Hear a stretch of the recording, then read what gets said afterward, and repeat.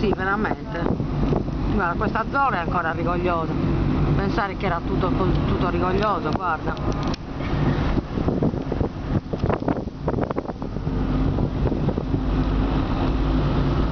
C'è da quanto tempo non mangiavo così?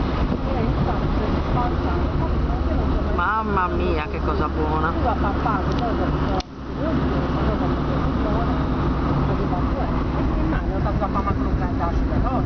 Hai mangiato un po' di quella fredda, No, no, io ne ho mangiato praticamente il doppio di te. Vabbè, sì, d'accordo, la fregola mi piace, la fregola buona. Mamma, che cosa buona! Hai mangiato un pesce come tutti. Quel pesce era qualcosa che, boh, solo da tuo fratello.